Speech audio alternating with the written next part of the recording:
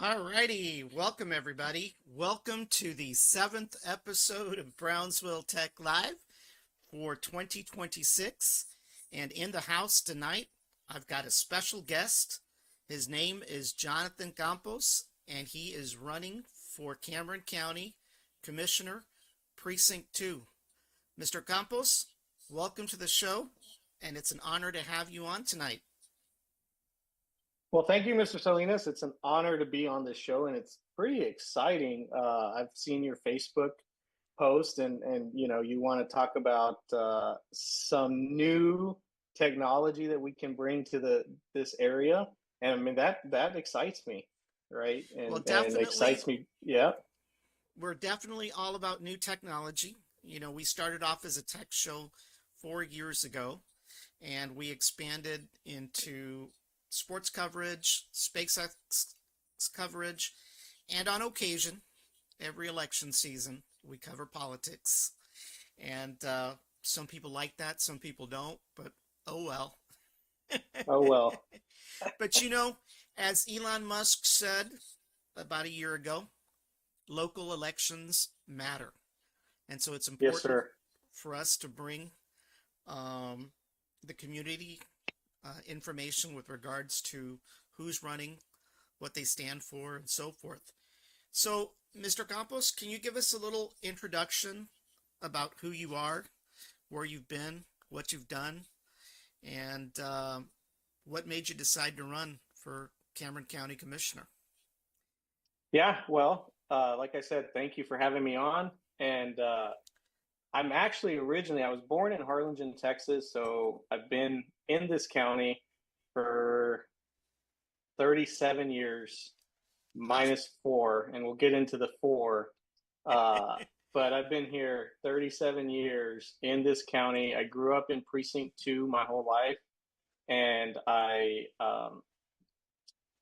worked. So I started out as a bus boy. I went to Los Fresnos High School, went to First Baptist for middle school, elementary. Before that, I was at Episcopal Day School. Then I went to Los Fresnos because I wanted to play football. And Los Fresnos has a good football team. And went over there. After that, I went into working. I was a server at Texas Roadhouse. My first job ever was a busboy for Pepe's Mexican restaurant in Harlingen, Texas. Oh, yeah. Yeah. And so I started out, bottom of the totem pole.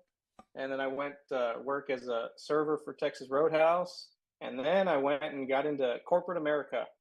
Went and became a salesman for Pepsi for this area. I handled large format stores and did that. And then after that, I took off to Colorado, that's where I really learned about irrigation, drainage, building, and getting and dealing with cities and municipalities and water and backflow systems, backflow prevention systems, and you know fire hydrant systems for shopping centers, and getting into that. And then I had the opportunity to take over my uncle's restaurant down here in Brownsville, Texas, um, Antonio's Mexican Restaurant. And so, Ah, I missed that yeah, place, by the way. yeah. If we can get rents to come down, we'll open up again. But rents are a lot more expensive here in Brownsville than they are in McAllen. My wife's a real estate agent, and so the rent in Brownsville is more expensive than McAllen, and yet McAllen has more growth than Brownsville or Cameron County and Hidalgo area. So we'll get Well, into I that, I'm sure. well, I miss definitely Antonio's. Let me tell you, it's been a struggle finding a Mexican restaurant besides the usual taqueria out there. I've gone to several. In fact, I got food poisoned at one over the weekend, and so I'm kind of boycotting them all right now. But Yeah. yeah, definitely, I miss Antonio's, no doubt about that. That buffet was great, you know. Yes, sir. Yeah. And So, so I did that, and then COVID hit. We had a deal to sell the building in 2019 prior to COVID, and it took over a year to get that deal through, push through for the building. And now, if you go there, it's Exxon Stripes, and so right. we always joke, if we want Stripes food, we say, well, let's go to Antonio's, and we head over there and go get food from Stripes there that used to be Antonio's, but Well, let me tell you what I do on Saturdays or any day that I feel like eating Stripes tacos is I'm kind of funny because I go to the Stripes right there at the corner where Antonio's was, because that's the only one I like. And then I have to go to another Stripes over here at the corner of Ruben Torres and 802 because they only have the Canela coffee there. I have no idea why the Stripes on Price Road at the corner of Price and Paredes doesn't have it, but the other one does. So I have to make two stops, you know. yeah, And so I wish they would just sell the same coffee all across the board, but for whatever reason I have to make two stops. But anyway, yeah, we're not here to talk about Stripes yeah, coffee, you right. know. So yeah. But then after that, so we sold the building, and then it was like, do we go back into restaurant or go back into construction? My dad had a construction company back then, and I said, you know what, we're going to go to construction. And so we do construction, property management, my wife and I, and my wife's a real estate agent, so it kind of goes hand in hand with property management and construction. We do on the new build side, we do more commercial new builds and like finish outs, and we've done a restaurant finish out and stuff like that, and office builds and stuff of that. But this is more for, I'd say, the small mom and pop owners, not your big like Murphy gas stations. We do sub onto Murphy gas station with as a subcontractor to handle some things, but we're the small guy.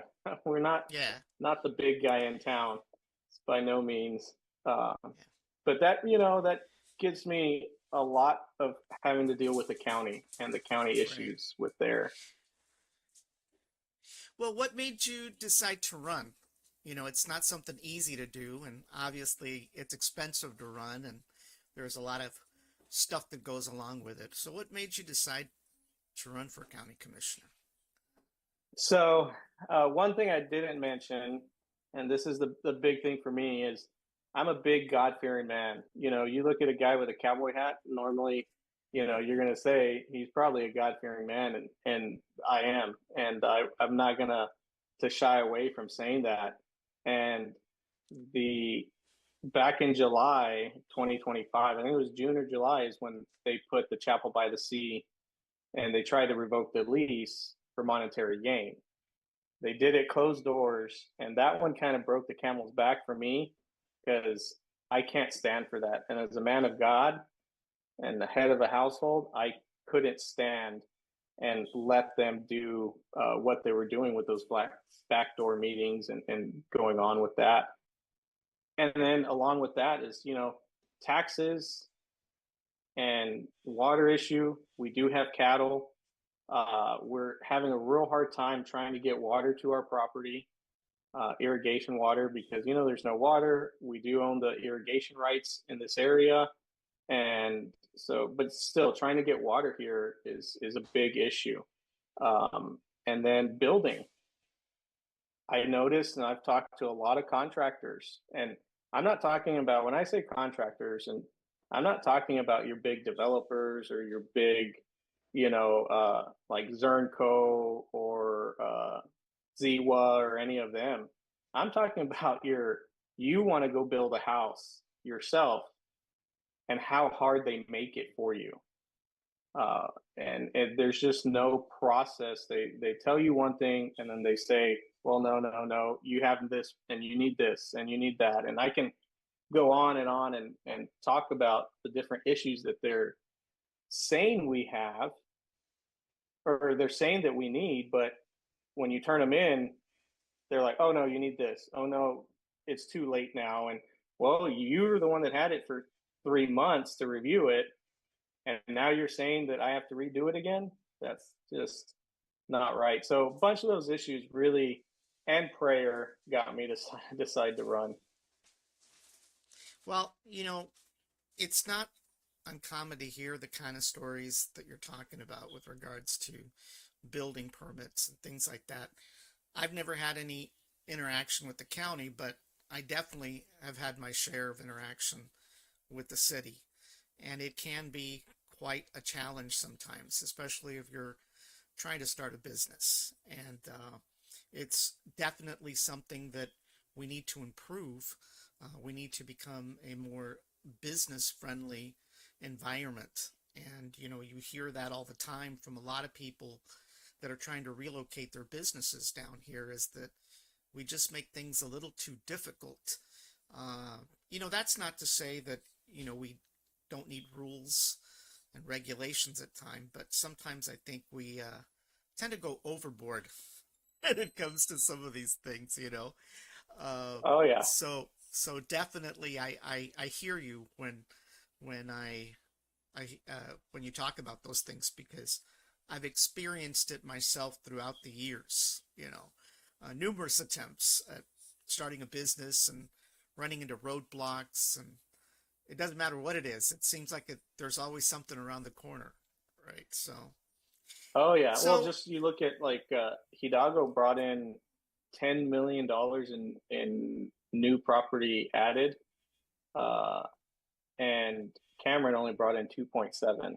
So Hidalgo actually brought in more than 10 million, but it, I don't know exactly the numbers, but I know Cameron's is 2.7 million is all they brought in new property value added. well, one of the things, let me flip over to another screen real quick. Give me a second. There we go. One of the things is that we are experiencing quite a bit of growth. There's no doubt about that. Right. Lots of growth. And, one of the things that we've seen over the last few years has been, the growth that has occurred in the county, especially in the rural areas down in the eastern part of the county. It has to do with SpaceX primarily.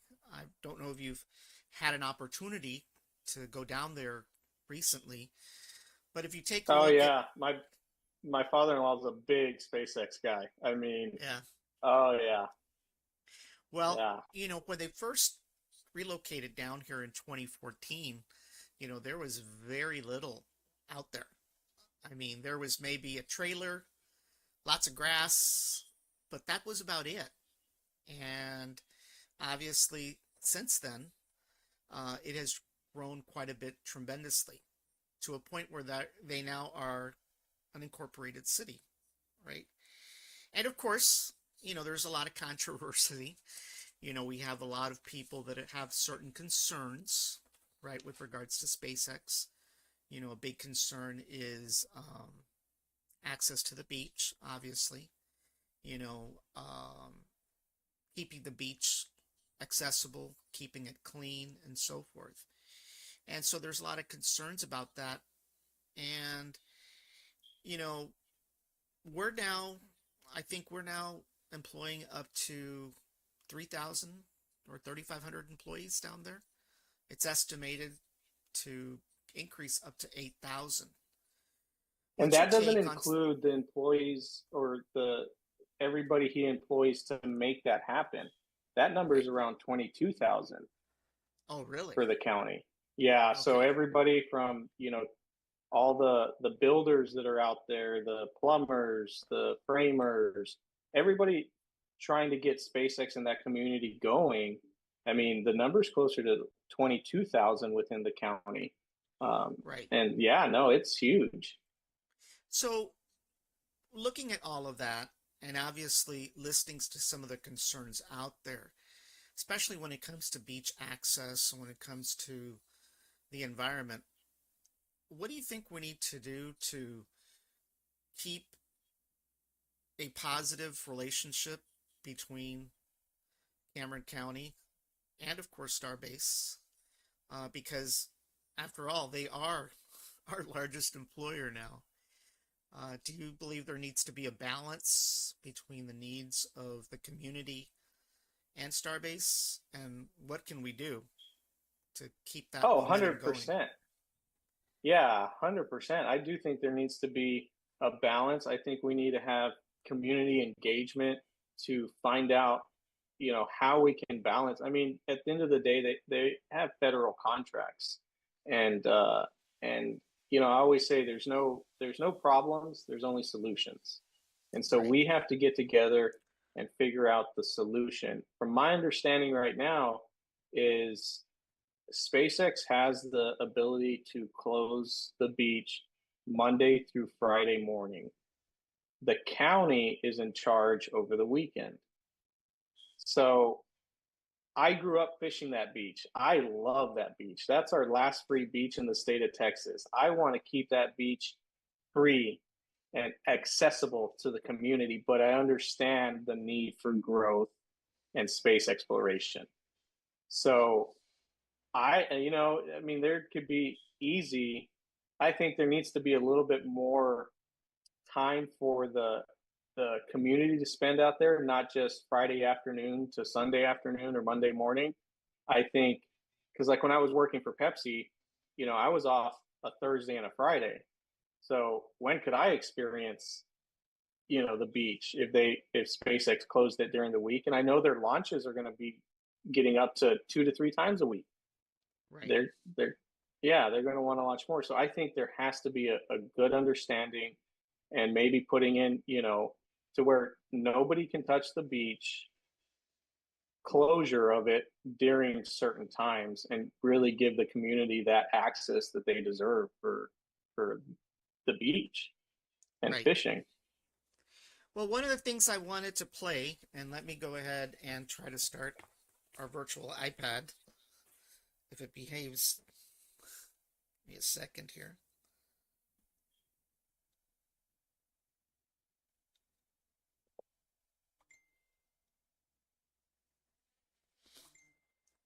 All right. Is that your phone or mine? I think that's yours. Yeah, it is. It's Man, another pod.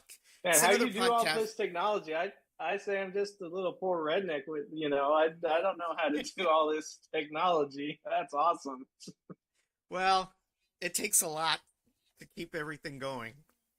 So I wanted to play a recent video clip. As you know, our Secretary of Defense, sometimes known as the Secretary of War, was here last week. He was here with Elon Musk. They were touring Starbase as part of their Arsenal of Freedom tour.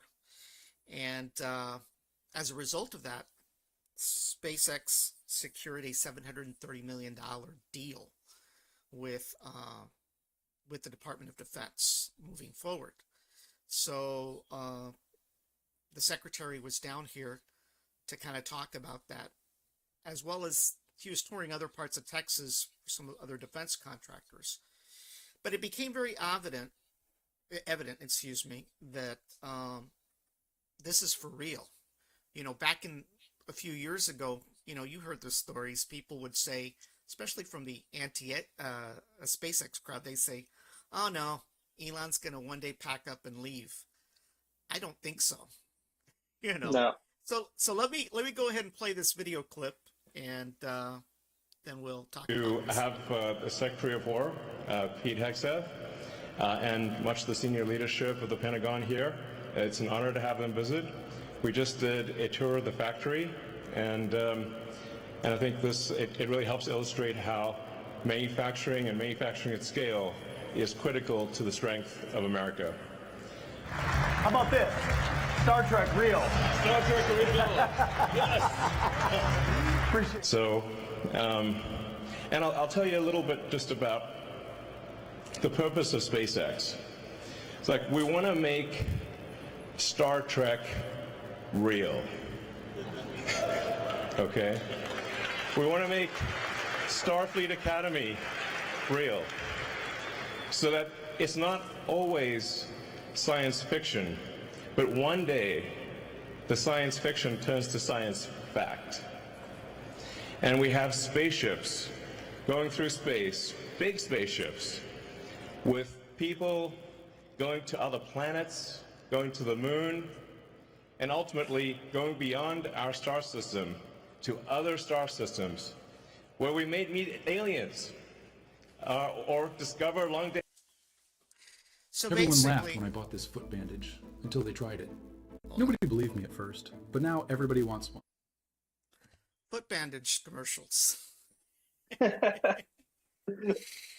So basically, Elon, talked about science fiction eventually becomes science fact. And it's very easy for a lot of people down here to focus exclusively on our little slice of heaven, right? And it's important, the beach is important, our way of life is important, the ability to fish, continue to fish, hunt is important. But this is real. We have a contract, a $730 million contract coming up. In fact, I was reading today that Elon announced today that the Star Factory down here could potentially make up to 10,000 starships a year. Now, that's kind of hard to imagine. I have quite an extensive experience in manufacturing, and I've seen thousands of widgets being produced, but I can't fathom the thought of 10,000 starships. I mean, I could see 1,000. But Right. 10,000, he may be, pulling our leg a little bit, right? But end result, it's not going to be one or two, right? So That's right. This is real, and we've got It to is. recognize that it is real. For a long time in this area, people didn't make a whole lot of money. $7.25 an hour was the best they could do. We've got welders down at Starbase with a trade certificate making over $35 an hour. That means Oh, that yeah. now they've got money. They've got money to buy homes, to go out to eat, to go to the movies, to go buy things that they've never bought before. So to a lot of people out there that are anti-SpaceX, it's just not about our little slice of heaven.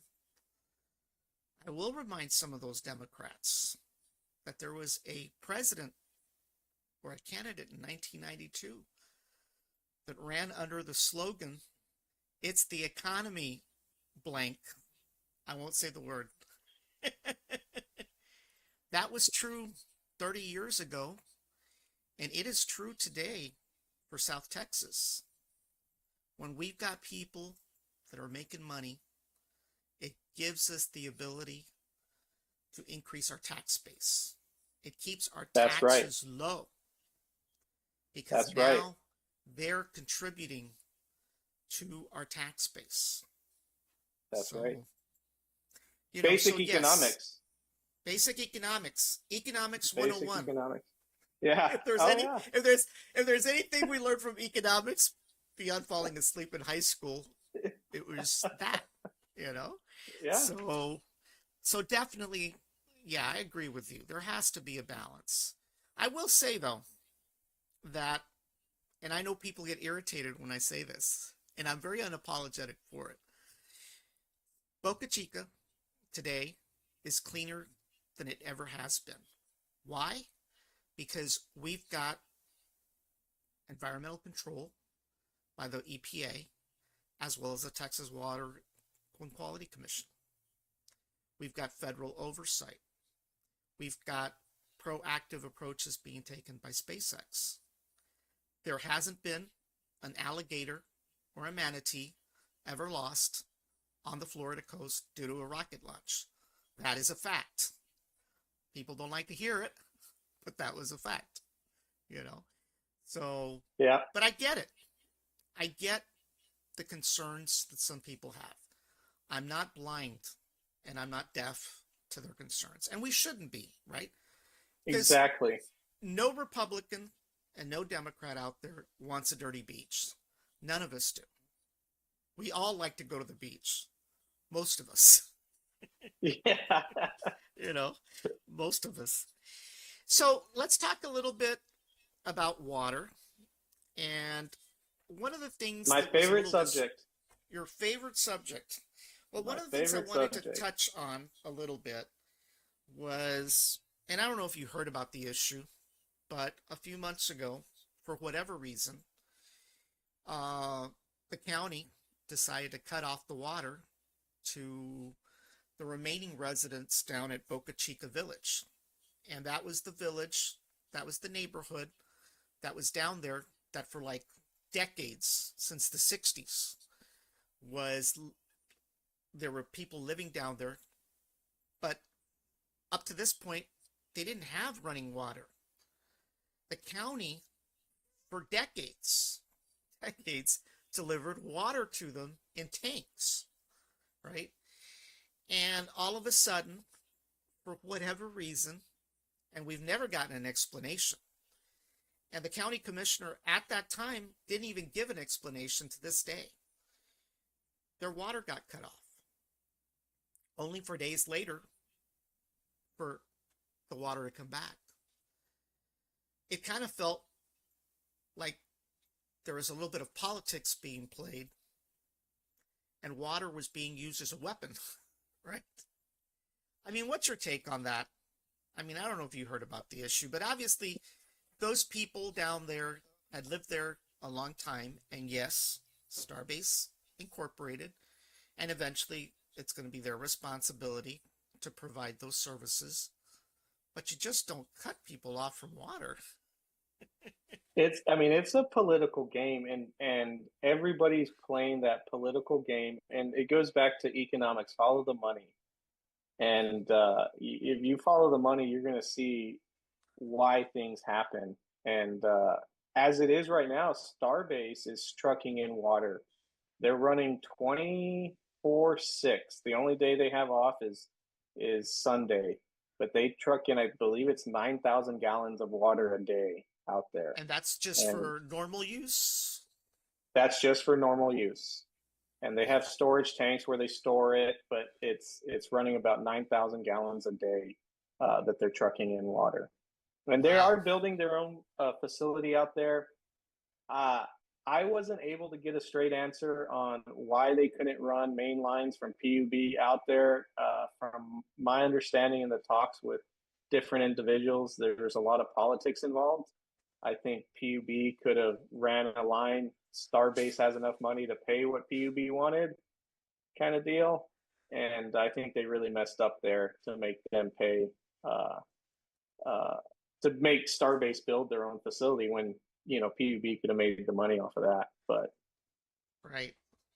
Well, there's been a lot of attempts in the past, I know here in Brownsville, to look at water desalinization. In fact, we have a plant up on 511.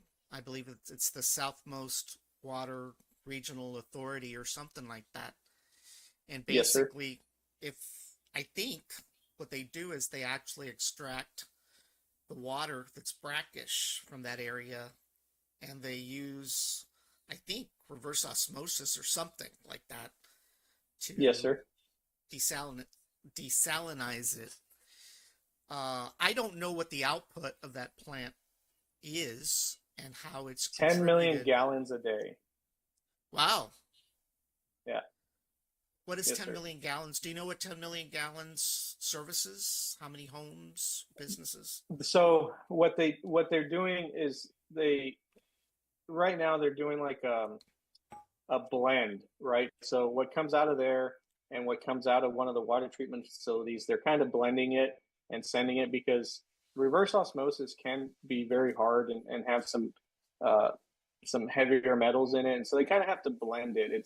It's not as clean as everybody would think it is to go through all the pipes, so they kind of blend it, and they send it. They help out Olmito water. They help out like Villos Pinos and all that area.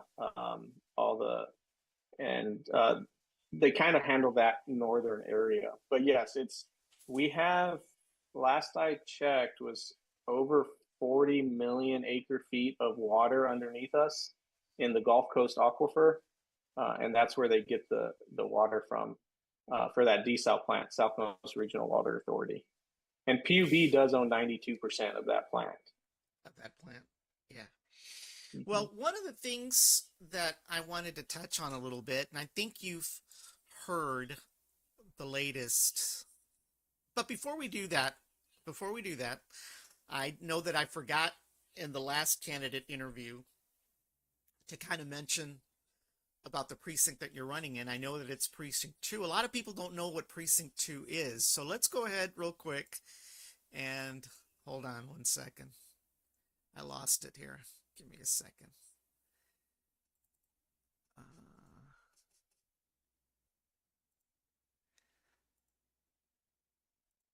There we go. Sorry about that. Okay. All right. So we've got a precinct map of the county. Yep. The purple. Yeah. So we've got 4 precincts, by the way, 4 precincts. Yes, sir. In the county. The way they're broken is Precinct 1 is currently Sofia Benavides is the county commissioner, Yes, sir. and that extends all the way out to Starbase, I believe. Yes, sir. And then you've got Precinct 2, the current incumbent is Mr. Lopez, and that is Yes, the sir. precinct in purple, and that covers most of Brownsville, right? Yes, sir. So yeah, it goes out to Highway 100 and like 1421 out there, and just follow the expressway down. So you have all of Rancho Viejo, right before El Ranchito on 281 comes south, and then you take 511 and everything south of 511. So like Robindale out there, Rio del Sol, almost getting to the port, but it stops right after the railroad tracks on 511. So there's Brownsville Bait and Tackle just right after Brownsville Bait and Tackle. It kind of stops right there, but everything south of that and comes back in, goes all the way down to Palm Boulevard. Okay. On the bottom there. Now, one of the things that we do want to remind the viewers out there that are going to vote next month is that you must reside in Precinct 2 to vote for your candidate in Precinct 2. I know every year somebody shows up at a precinct wanting to vote for somebody, and unfortunately they find out they can't vote because they don't live in the precinct. So it's very important that Precinct 2 voters understand that you have to be a Precinct 2 voter to vote. And for everybody else, wait your turn. Wait your turn. Yes. Wait your turn. And you have until February 2nd to register to vote for the March primary. Okay. So you have to be registered to vote before February 2nd. Okay. Now, if once you're registered, I think you're good. You don't have to have Yes, sir. a voter card. You can just show up with your driver's license, and you should be able Correct. to be okay. Yes, sir. But I've seen it. I mean, I've seen it really bad where Republicans or Democrats show up to a precinct that doesn't pertain to them, and they get all upset, because Yeah. they're not allowed to vote there. So for everybody that's gonna vote, you must be in precinct 2 to vote in precinct 2. So That's right. And make sure you ask for a Republican ticket. I'm just going to throw that one out there. that's you'd be surprised, especially during a I think there was one precinct where it was both a Republican and a Democratic. The ballot was in one precinct, and somebody handed somebody the wrong ballot, whether it was a Republican ballot or a Democratic ballot, and they refused to give them another one. It was a no-no. Wow. So if you run into that situation, you need to make sure that if you're going to intend to vote Republican, that you get a Republican ballot. If you tend to vote Democrat, you need to make sure you get a Democratic ballot, because that's right. A lot of times, once you grab that piece of paper, the likelihood of them being able to give you another one is not good. So I just wanted to point that out. I didn't get an opportunity in my last interview to kind of point that out, because that is pretty important. But once again, Precinct 2 covers the majority of Brownsville, up to Highway 100, Rancho Viejo, and that all is of Olmito, all of Rio del Olmito. Sol. Yeah. Mm-hmm. So one of the things I wanted to also touch on a little bit was a recent controversy. As you know, the city of Harlingen has been actively seeking to lure a data center. And a lot of people don't know what a data center is. A data center basically is a huge building that in that building there are hundreds, if not thousands, of servers that run some of the systems for a lot of major companies. There's a lot of AI activity going on. There's a lot of controversy over the economic benefit of a data center. You've heard the story. Some people say, oh, they're only going to employ 30 people or whatever. I don't know those numbers, but I've been to a few data centers. In fact, I've been involved in, putting some of those together at a smaller scale. I've been in the tech industry for over 35 years, so I know this stuff. That's awesome. How it works. But one of the things that we do know is that it requires power and it requires water. These servers are not like in the old days where they had these fans and those were used for cooling. These servers today have GPUs, graphical processing units, that are churning AI data in and out, and it requires cooling, but a different type of cooling. It requires water cooling. So that transpires to the potential for billions of gallons needed. And of course, electricity is a big thing. Those GPUs are churning and they require electricity as well. What's your take? There's a lot of concerns out there with regards to data centers. Hidalgo County is actively looking to lure data centers. I know they recently were putting one together up at the Newhouse Tower in McAllen. That's the Chase Tower, but it's small potatoes compared to what we're looking at here on the screen. Oh What's your yeah. take on the data center?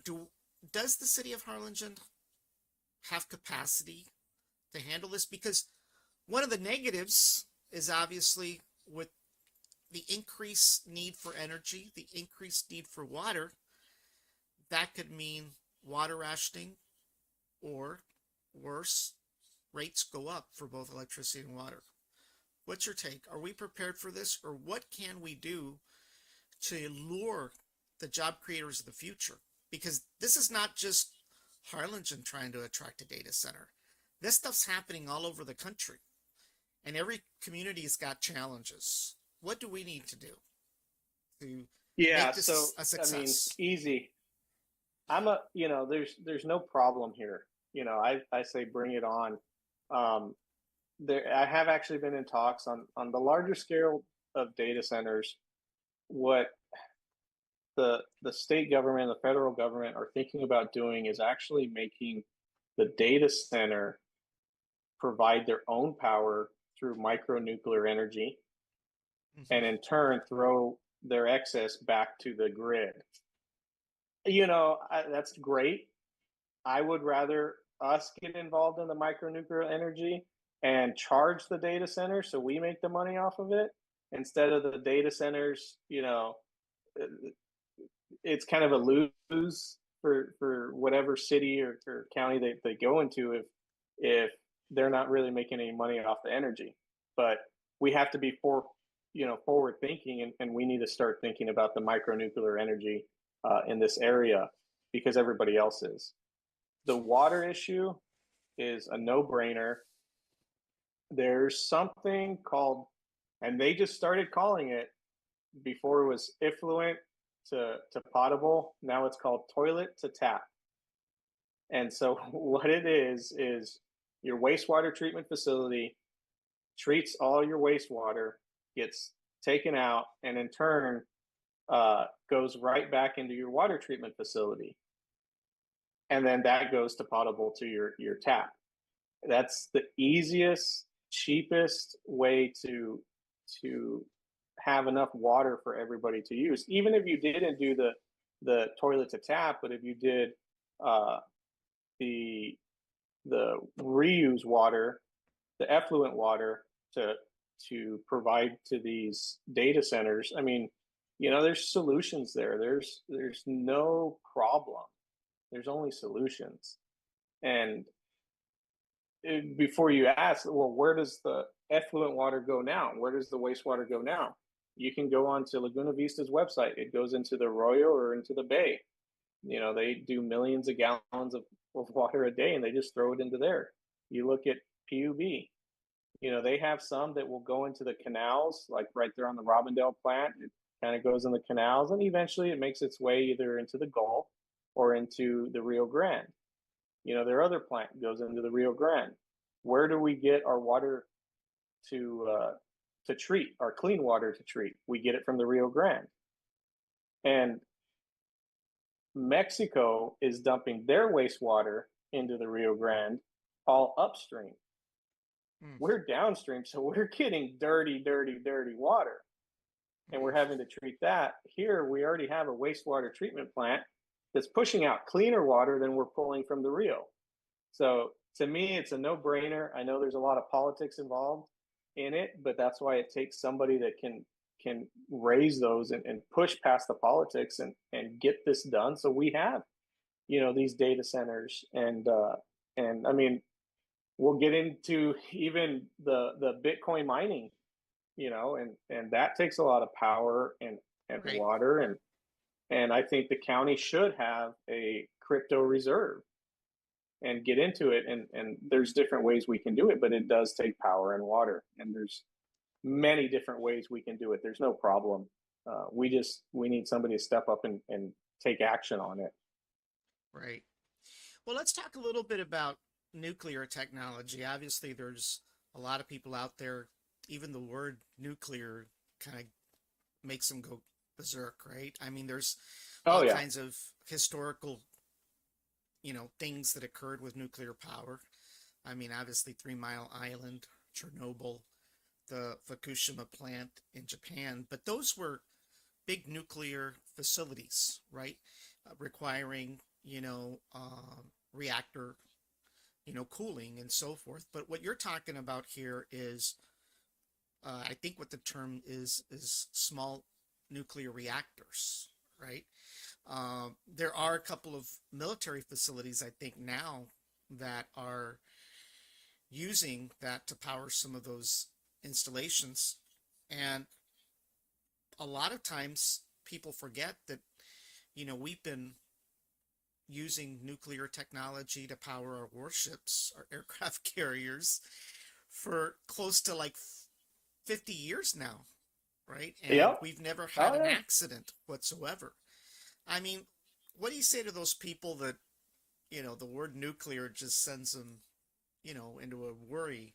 Nobody wants a nuclear waste dump in their backyard, right? I mean, that's always been Right. also the other issue. What do you do with the excess waste? Now, I think I read somewhere that this new technology doesn't require or doesn't output a whole lot of waste. I mean, No, you it's know, cleaner than oil. It's cleaner than wind and solar. I mean, it's one of the cleanest energies we can use.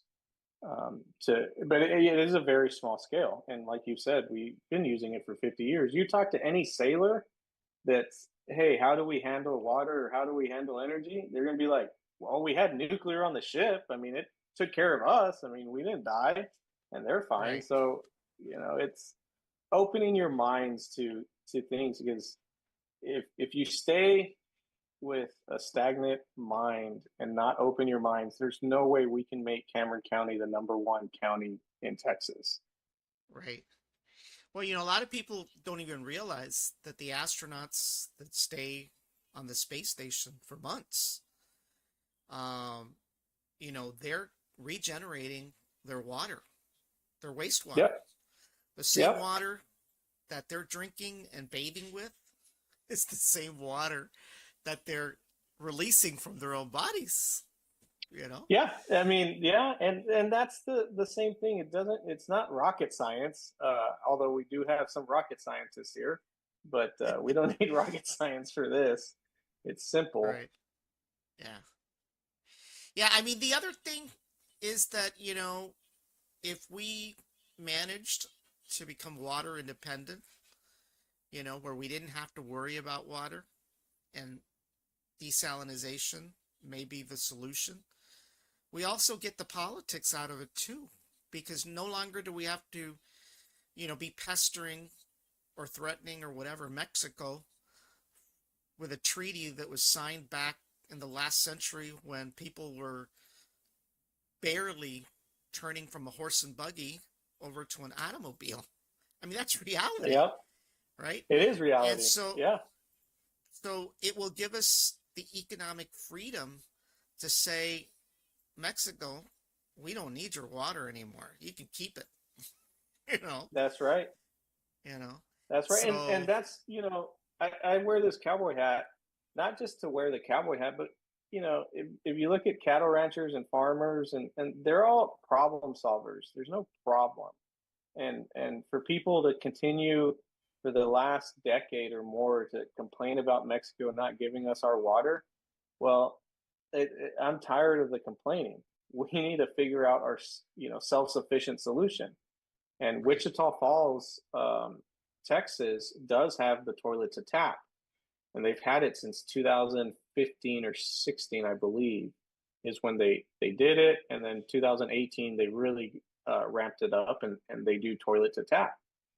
El Paso is starting a beta testing with toilet to tap, and there's like 4 other cities around Dallas metro area that kind of have the same toilet to tap method.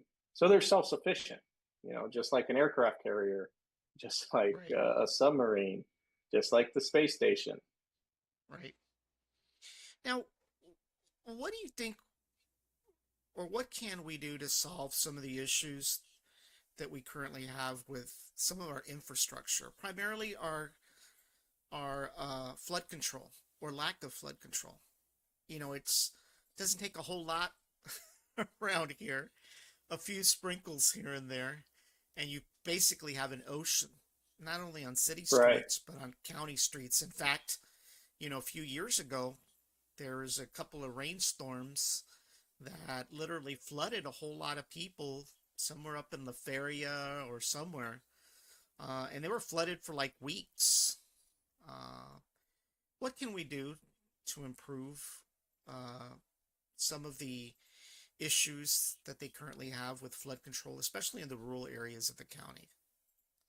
So yeah, I've been in meetings talking about that and meeting with the drainage districts because they're the ones that handle the a lot of the drainage. Now, the county is in charge of all your roadside ditches. And what needs to happen, if you go look at all your county roadside ditches, they're overgrown, they're not Mm-hmm. graded properly.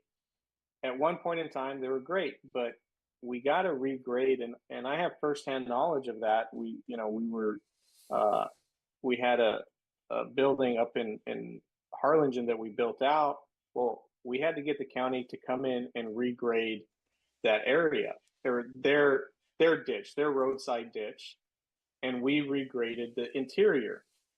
And once we regraded the interior, they did the roadside ditch. They cleaned out all the piping underneath the county road. And the next, I think we had like 6 or 7 inches of rain and they didn't flood.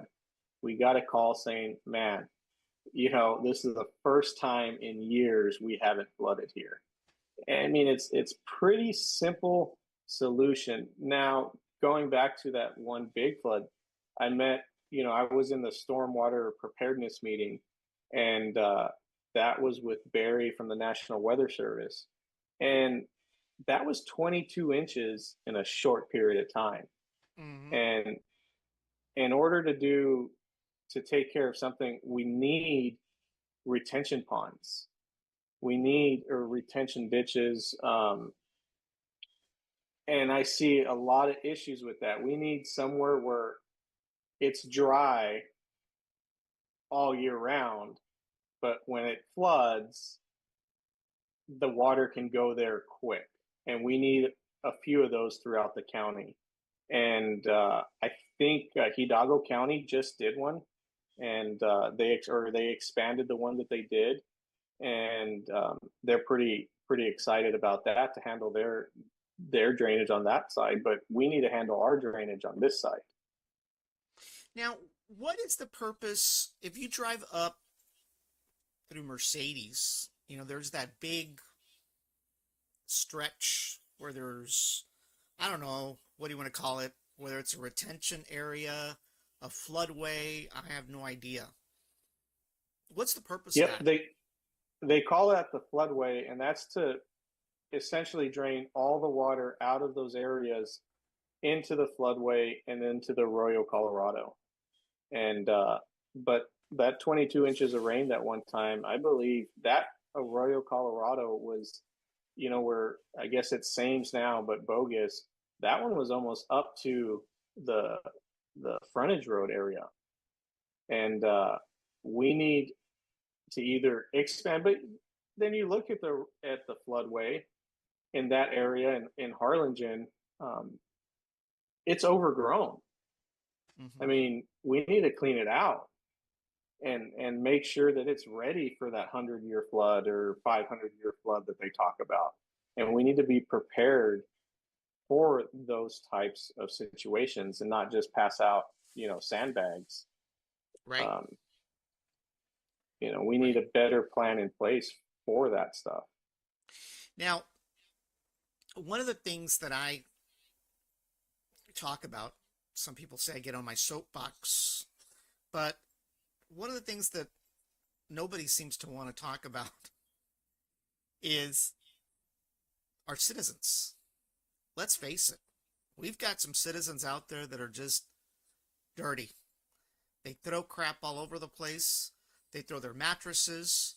They throw all kinds of trash. And every other week, I see postings on Facebook. You've got people doing cleanups here, cleanups there, and then everything looks pretty And then a few months later, here we go again. You got the mattresses, you've got the trash, you've got the tires. I mean, we've got an education problem in not only in the county, but in the city. People are Yeah, just dumping stuff, and all they got to do is, well, here in Brownsville, they just got to take their PUB bill, get a flatbed, dump all their stuff, and take it to the dump. You know, but it seems it never makes it there. It makes it everywhere else exactly. but there. What can we do? We've got an education problem with our raza. you know. Yeah. Yeah, I think so. At this last one that we were a part of, I was able to talk to the city health department, health and code enforcement. And what they said was that all you have to do is call the hotline. They have a hotshot crew that will go pick up any of your junk. Mm-hmm. But going into that, there needs to be more flyers. And so for everybody listening, I would call that hotline if you see junk and not try to pick it up yourselves, because what they're doing is finding any receipts. They're getting the names and they're going to track you down and they're going to fine you. So I thought that was great. They found some receipts at the trash that we loaded up on our trailer, and they're going to track them down and they're going to fine them. I think it's Yeah. great. I think there needs to be more of that going on, and I think the city of Brownsville is doing a good job. I talked to all that the city staff, and they seem passionate about taking care of the city compared to before. I came from Denver. When I was up there, it was clean. Yeah. But also, I think what has to do is up there we had what was called a day porter service for all the shopping centers. And so with day portering, we would send a crew out and they would go out Monday, Wednesday, and Friday to the shopping centers and they'd pick up trash Yeah. all in the parking lot, change the trash bags. And I think that helps keep this area clean. But definitely more blast and getting engagement with the community to keep, they say keep Texas clean, but keep Cameron clean. Right. Well, one of the things I want to talk about a little bit, and it is a concern out there, it's been a concern for a while, is obviously the increase in taxes, property taxes primarily. And of course, you know, the price, I'm sorry, the prices of homes has gone up, but their values have also gone up. And usually you don't hear the sellers complaining about the value going up. They like that because they make more money. But obviously, for those of us that are not selling our homes all the time or flipping them, every time we get our tax bill, each or our tax appraisal every May, it seems to continue to go up. And by the way, in fairness, this is not just a county issue. It's been happening all over the state. Some people blame SpaceX. I kind of think that's a little bit, unfair because SpaceX doesn't exist in Houston, Dallas, Austin, San Antonio. And their property taxes have gone up and their values have also increased as well. So something else caused it, right? And what can we do to control the rate of tax increases? Nobody likes tax increases. Sometimes they're necessary, sometimes they're not. People should be able, well, people and government should be able to live within their means. But what's your take on the property tax rate situation? Is there anything we can do at this point to keep or maintain those rates so that they don't increase? Yeah, I mean, there's a lot of things we can do. I'm gonna throw a joke, and it's actually the state government that caused the appraisal values to go up, I think, because they raised your homestead exemption from, I think it was 20,000 or something, 40,000 to 140,000. Right. So now everybody's like, well, we have to make it up, and that's the wrong way to look. All these, these appraisal boards, I should say. So just to be clear with everybody, the county commissioner is in charge of your property tax rate, not your appraisal value. Okay. Now, the county commissioner should do a better job at helping the community fight the appraisal board and their appraised value. I am fortunate enough that I have a wife that's in real estate. And so for all our properties, she fights them every year. It's a hassle. They want to raise the value every year. And they want to make sure we have to send pictures of cow poop to make sure that there's cows on our property. Oh, wow. So, yeah. So we fight the appraisal board every year. And I think just like the trash issue, the commissioners aren't doing a good job of informing and being transparent with the community and saying, look, let's help. And I've met a lot of people that they're willing to give their free time to go help you stand in front of the appraisal board, and say, why are you charging me $230 a square foot, but yet your home, because I found your tax appraisal home is at $93 a square foot, and they're like, okay, we'll sign, fine. You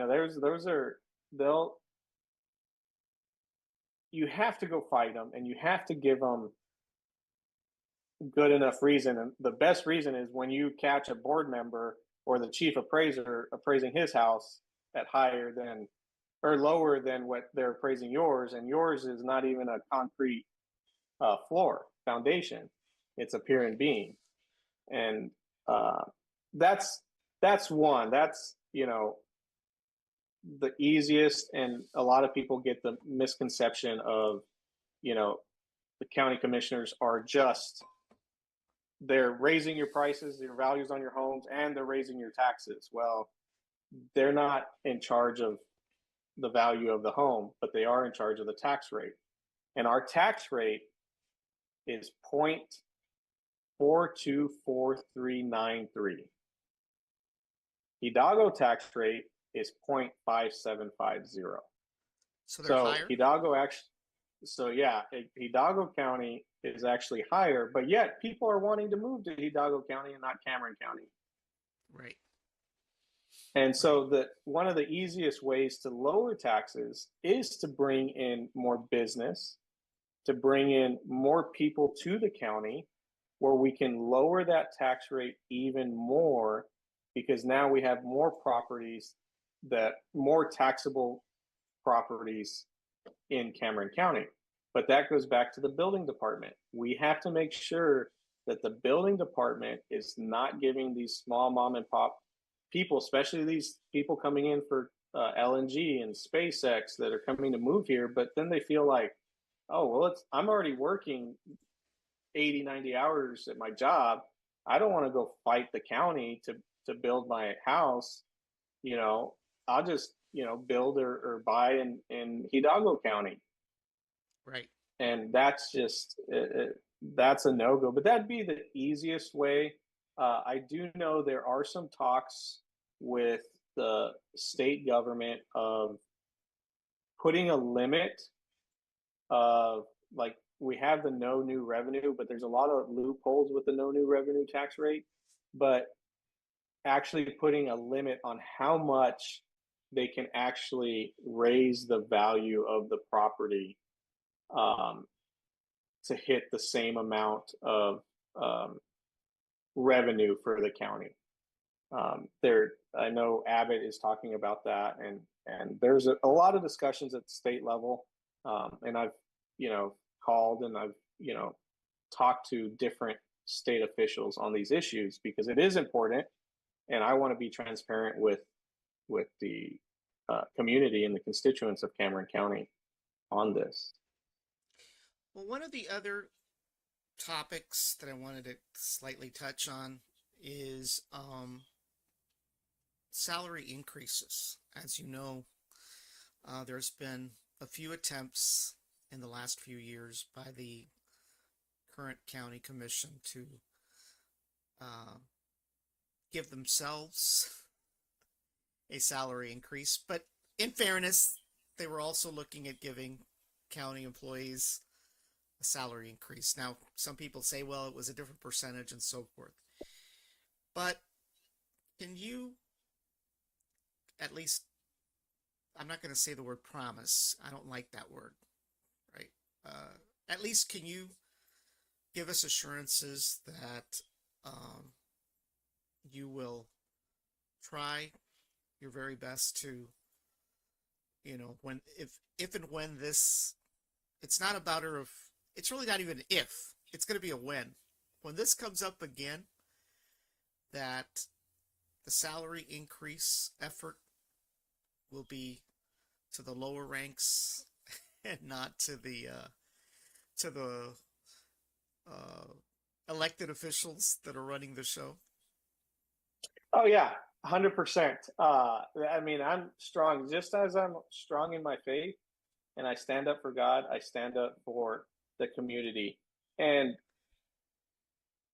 as a small business owner and a contractor, when I'm out there talking to people to build for them, a lot of them, this is their dream business or their dream home, and so their dollar matters to them, and so their dollar matters to me.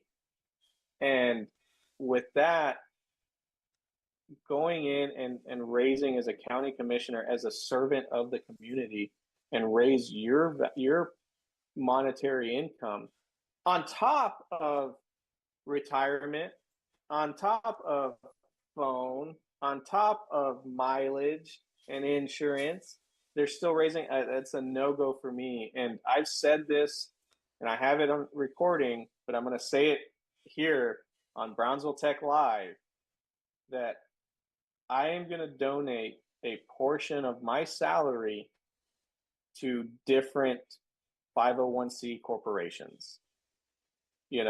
I can't just pick one, but I will donate a portion of the salary, and I will vote against any raises for county commissioners, period. You won't find me voting yes on a salary raise, but I will also donate a portion of my salary to a few different 501cs. Yeah, well, one of the things that I've talked about in past interviews is, for anybody that's visited a county park, doesn't matter whether it's Isa Blanca, Andy Bowie, Adolph Kame, I don't know how many more there are, but they only accept cash. Ridiculous. They need Bitcoin, crypto. Accept some crypto. Yeah. I mean, look, debit cards, credit cards, Cash App, the guy down at the Pulga accepts it. Why can't the county do the same? I mean, there's lots of people that get turned back or leave because they just don't have cash. Or too much. There's all the tranza that's happening with the cash. I haven't seen that, but you know what I'm saying? It's just strange. It's totally strange, but it's annoying because nobody carries cash anymore. No, they don't. But that's been proven. Do you remember? I think they couldn't account for 1.2 million or something from Isla Blanca. They lost millions of dollars because it's all cash. And we need to get away, and we need to do a little more doging in the county. We were just talking about Elon, right? And right. We need to do a little more of his doging at the county and putting some systems in place. This phone here can take credit cards. Right. I mean, it's as simple as that. It's not rocket science, and it needs to change, definitely. Yeah, I mean, it definitely does. I mean, I don't carry cash. Pennies are no longer even in circulation, I think now, right? Yep. So it's kind of crazy. It's kind of crazy.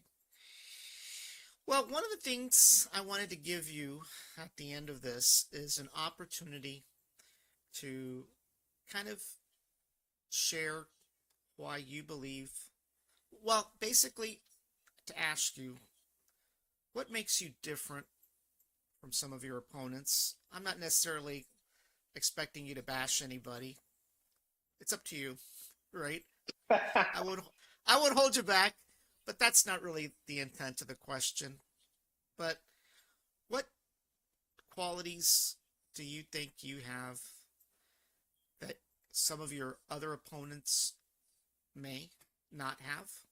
And how does that play with regards to your role as our next county commissioner? Great question. So yeah, no, I'm not going to bash any of my opponents. I haven't. If you look at my social media, I haven't bashed any of my opponents. I try to hold myself to a higher standard, and we're not going to go there. But just I mean, we've talked about this on this podcast, and you've talked to me. One, I am for the people, right? I'm from here. I work in this area. I work in Cameron County. Two, I am putting all my time to be the most transparent with the people of Cameron County as far as learning about water, learning about drainage, learning about you know, should we do the causeway? It's going to be $7 billion a mile, is what they're projecting. Right. So it's $7 billion project. Or hey, can we get the richest man to get his boring company and see if he can do it for cheaper? Right. You know, I mean, looking at those options and looking forward and trying to really make Cameron County number one is what I have and what I bring to this commissionership, and bringing people together, because in talks with a lot of, from Harlingen to East Rio Honda Water to, I was at the Rio Bank Water meeting, and they were asked, what about a desal plant? Have y'all talked to anybody that has a desal plant in this area? Not one of them brought up Southmost Regional Water Authority. And I asked them why, and they said, well, nobody wants to work together. And that's what I bring, is trying to get everybody to work together, just like the Boca Chica and SpaceX. We have to find a common ground for the community. And that's what I'll bring, along with my knowledge and my research and being transparent and caring for the dollar of the community. Because at the end of the day, everybody's dollar matters, and it matters to me. And that's why I said that I will donate a portion of my salary back to a 501c corporation like Cadets for Vets, that that they build. Cameron County does build homes for veterans here in this Right. area, and I'm a big supporter for veterans. Help with the homeless. I mean, we don't have much homeless. Cameron County does, and the cities do a pretty good job. But around Christmas time and Thanksgiving, people get lonely and people don't have money, and the kids, and we have to give back to the community and help with the cleanups and the waterway. There's Richard Hitchcock with his waterway cleanups. I mean, he does an Right. amazing job with those, and help with Yeah, the fishermen. he's invited me a few times and I haven't accepted. I'm always busy, Well, but I know he has. maybe next time you can drive my tractor, and I'll let you handle the tractor and I'll pick up the trash All right. on that one.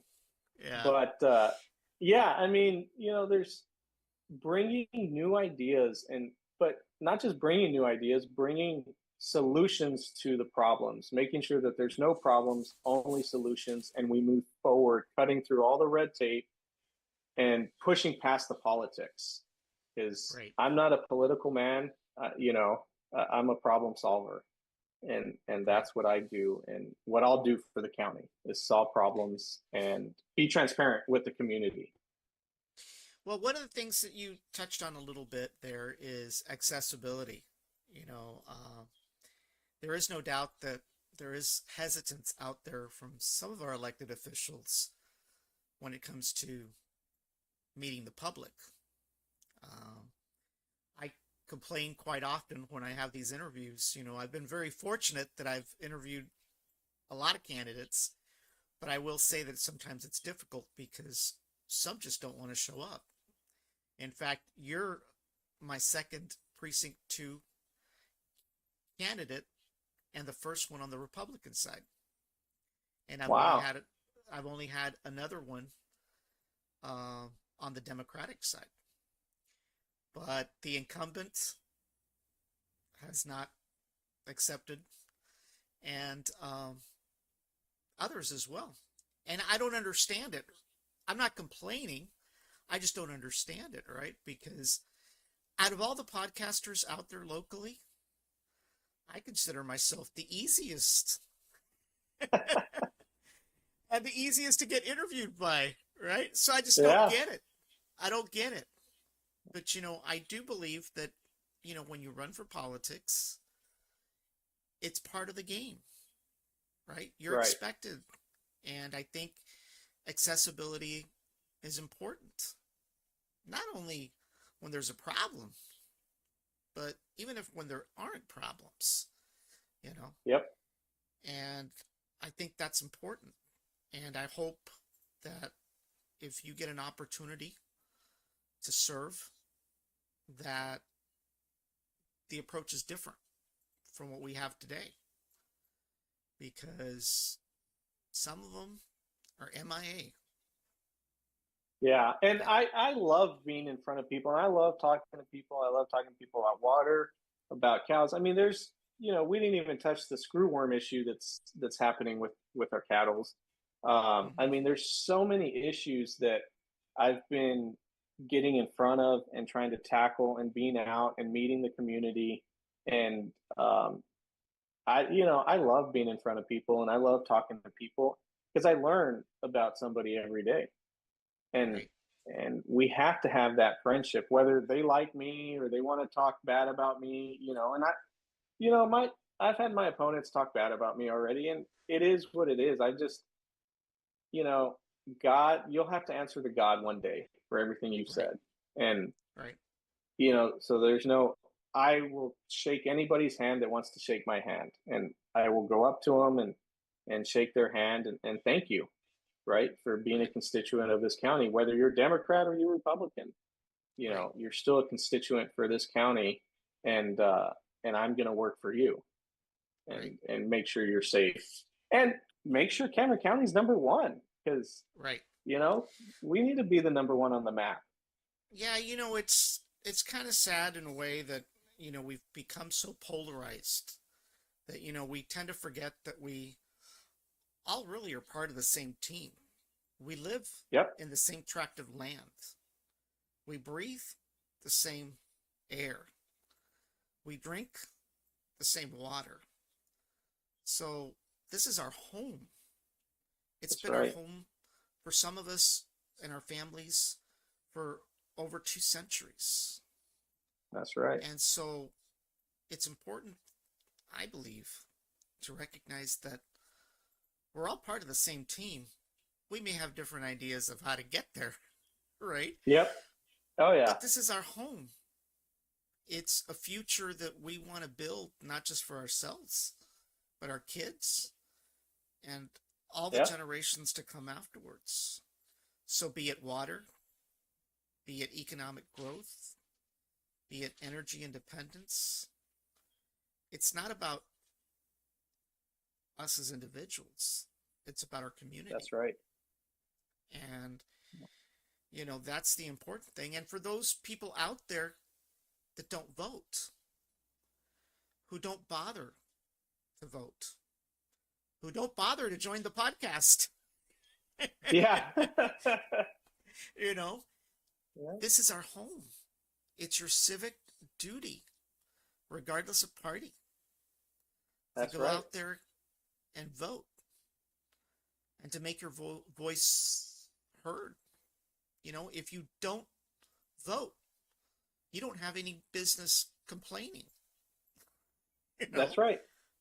I mean, Yeah. that's what it boils down to. You know, Yep.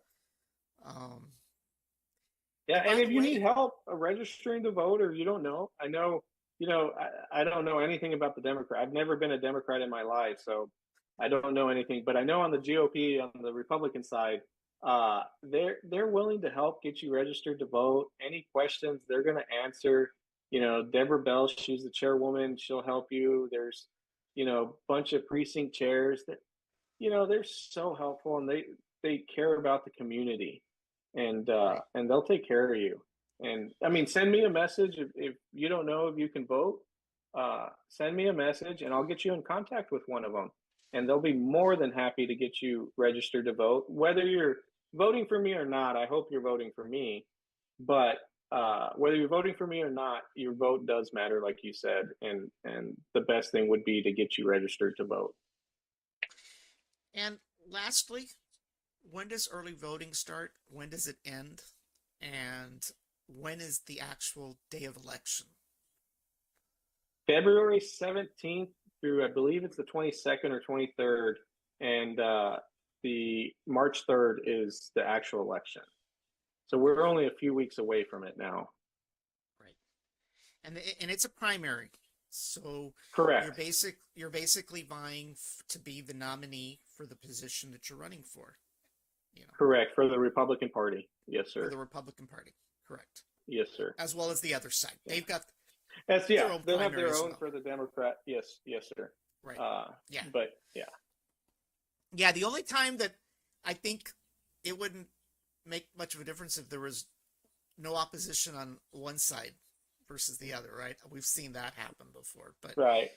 But typically if there's a primary, there's usually an opponent on each side. So That's right. all righty, everybody. Well, you know the deadline to register. You know when early voting starts. This was Mr. Jonathan Campos. He is running for Cameron County Commissioner for Precinct 2. Go out there, get your voice heard. Jonathan, we appreciate the time that you spent. You've actually gone on a record here. It's an hour and a half. Oh man, that's sure. We can keep going. I know, We right? can talk about. Keep going. We can Hey, talk about why. if I didn't have to wake up early tomorrow, because I have to take my daughter to worship practice like early in the morning at like 5 o'clock, Okay. I could go on forever, and then I have to go to work an hour after that. So but definitely, I mean, we would talk about SpaceX and why he made the cone a shape like he did. oh man, we could talk about all kinds of stuff, But definitely, you're always welcome back, win or lose. If you're lucky and you win the primary, you're definitely going to be back. You can count on an invitation. Perfect. Awesome. So, and if you don't, you still can come back. That works. We'll talk about it. We'll see what went wrong. All righty, everybody. Well, that was it for tonight's episode. Stay tuned for tomorrow. We've got another podcast interview with Erin Hernandez. She's running for the 107th District Court. And that's tomorrow at 8 p.m. We've also got continuous weekend coverage of the Super Bowl Conference Championship games coming up. So we're kind of excited about that. We'll eventually know which team will make it to the Super Bowl. And I'll give you a clue. I think it'll be Denver and Seattle. But we'll see. So we've got that coming up. We do have a couple of more podcast interviews with a couple of candidates. We're just trying to get them all lined up. And of course, on February 6th, we'll be live with coverage of America's return to the moon. America returns back to the moon after 50 years since Apollo 8, so we'll be covering that live. And of course, on February 8th, we will be providing coverage over the Super Bowl. So stay tuned to that. And we thank everybody for tuning in. And we hope everybody has a great evening. Jonathan, thank you. Have a great evening. Good luck. And we'll talk soon. Thank you, Mr. Salinas. You enjoy. All righty. Bye-bye. Bye-bye. Give me 1 second. You still on? Yes, sir. Yes, sir. Let me just